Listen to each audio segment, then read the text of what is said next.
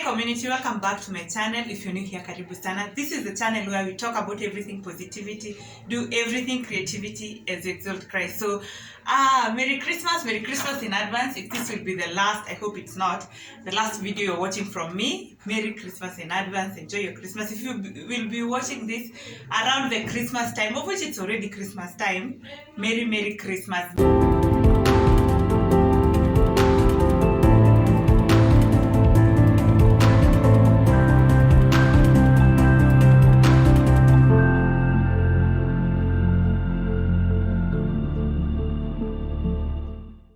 So we are moving on with life update, and the last video I did was on how I quit the second job and how it went. Yeah, of course I said that I quit the second job to go to nothing, like literally nothing. But then during the same time, I was helping someone, actually my sister-in-law, with some data entry work, some little accounting work. And yes, she does that. She does that. If you're a small business person and you need some support to go around the accounting work, look for her, look for me, look for us. Yeah, we've done that before. We do that. So during that time, I was supporting her with that, and just anytime she would be overwhelmed, I'd support with that. And also there's a time she wasn't feeling well, so I just came in and supported her.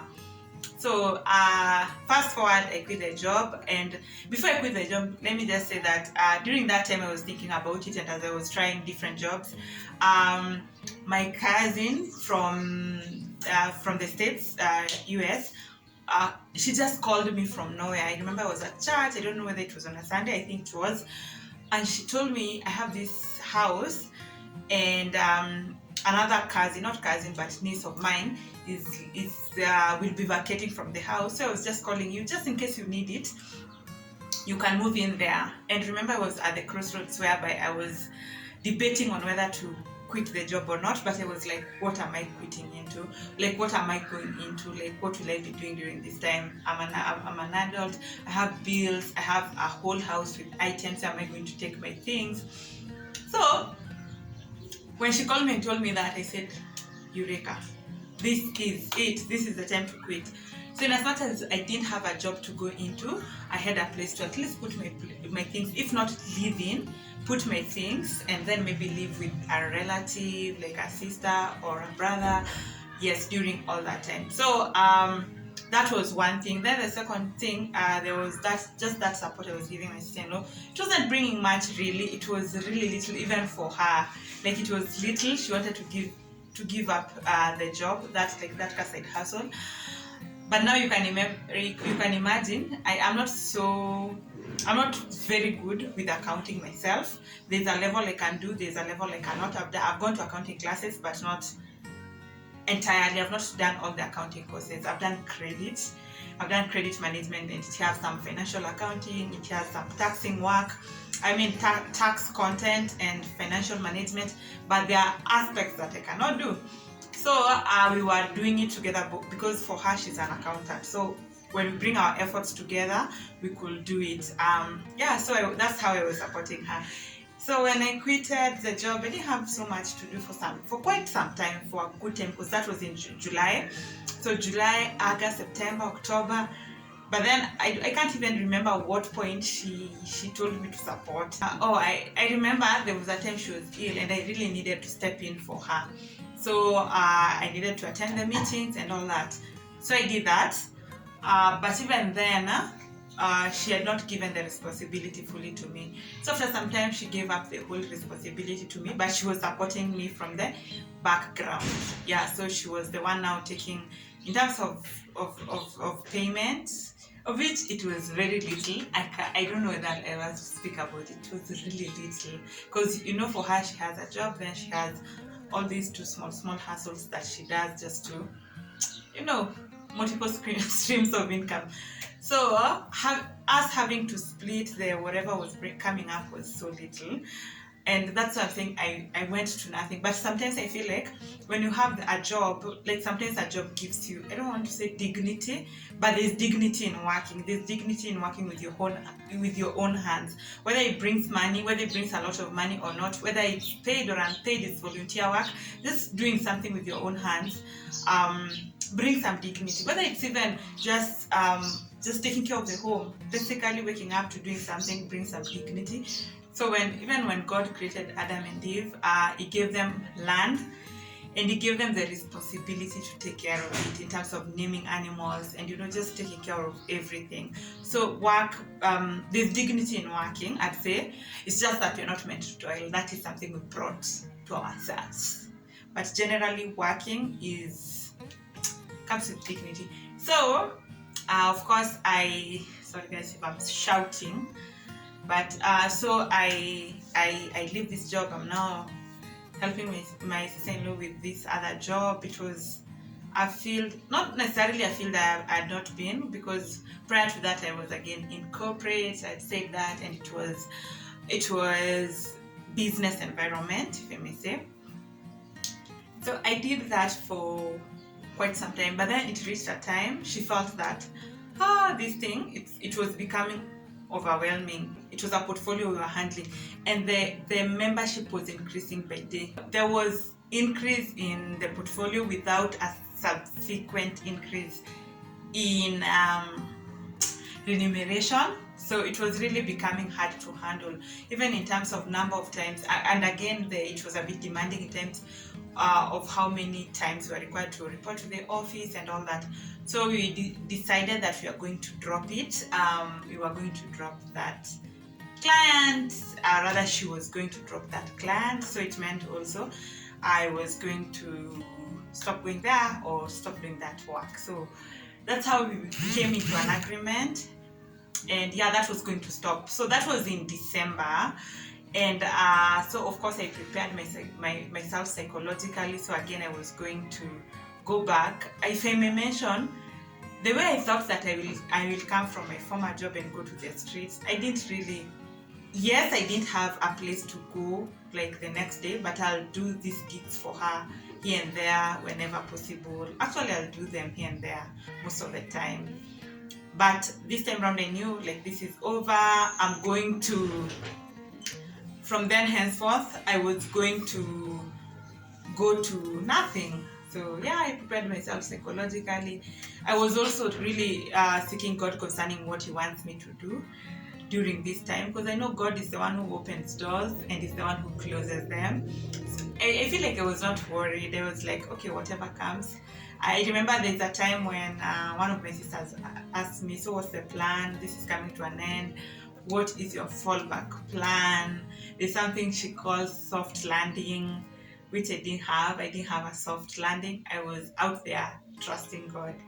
And I told her, well, I actually didn't tell her what was in my mind, that I was trusting God.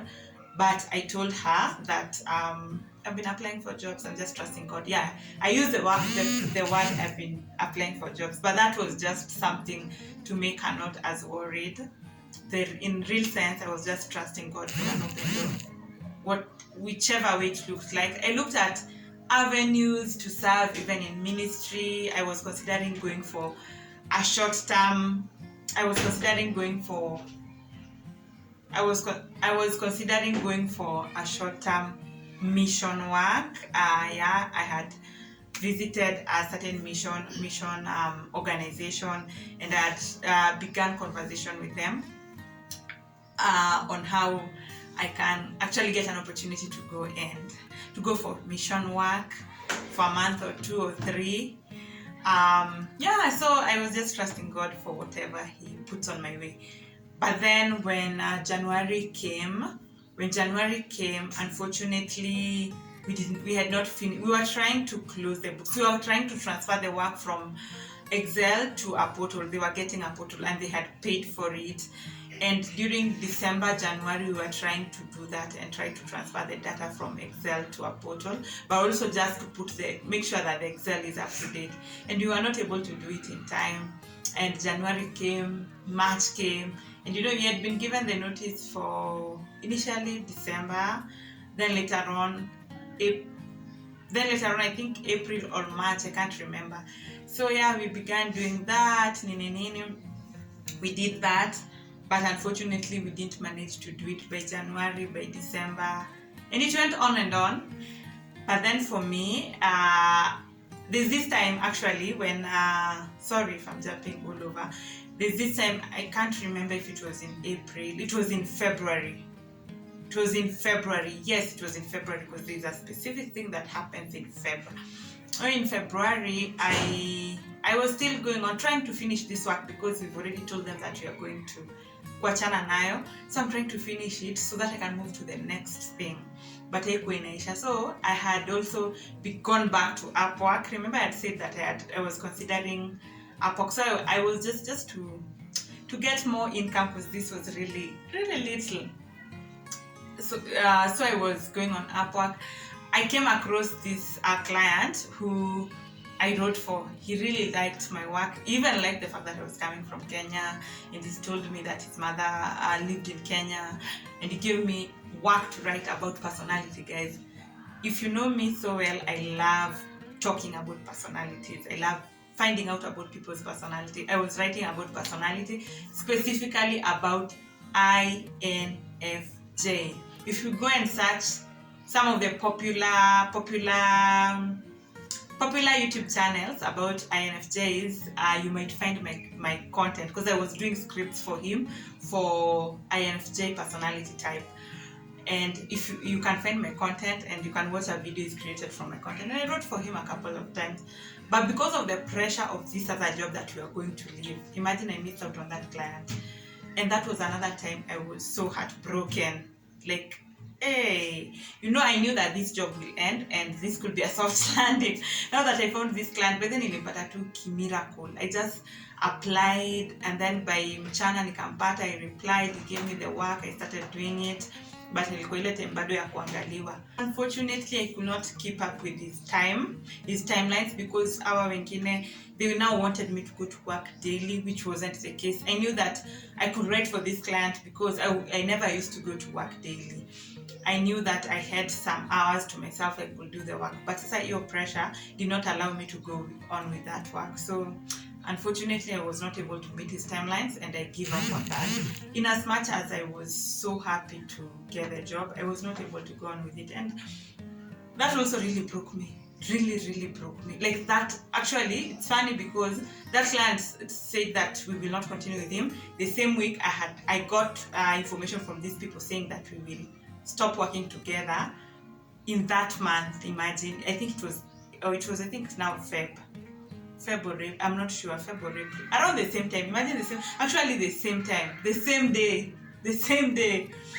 Yeah, and then the same day, my friend I was using my former colleagues, whom I mentioned in another video. I was using, she was my former colleague, she wasn't using her laptop as much, so she lent me her laptop. I was using her laptop to do both jobs that highly needed a laptop. So she also said that she needed her laptop. She wasn't doing this to frustrate me, and I've always said she really needed to do something. She really actually needed to solve a problem, so she needed it. So yeah, like it was 1 week of a lot of just frustration of everything just not working, but God saw me through. Stick on to watch the next episode of just me speaking about God's faithfulness, seeing me through all these moments of just tough moments, tough seasons in life. All this time I was silent, all this time I kept a smile, all this time I looked like I didn't have like issues, but it was the grace of God that carried me through. If I made it up after losing client after clients I thought that could sustain me, like this client was so excited about my work, he liked it, I liked the writing about the personality. Yeah, but it was what it was. I'm here to remind someone that all things work together for good, for those who love God and are called according to His purpose or His purpose. So do not be dismayed, do not be discouraged. No matter the situation you're in, it will all come to an end one day, and when you look back, you will smile and you will see the purpose why God allowed you to go through everything that you're going through. Be encouraged. Doesn't matter how deep the pit looks like, you will come out of it and you will come out alive. God bless you so much, and may God give you the grace to fight and to come out victoriously. See you on the next video. Merry Christmas. I'm already having my stupid sweater on. Decor is on. It's officially Christmas. It's officially Christmas. Enjoy this festive season, but more than anything, make sure you commit yourself to Jesus. Make sure you build that relationship with Jesus Christ, but also make sure you share the good gospel of Jesus Christ with someone. Amen. Amen. Bye.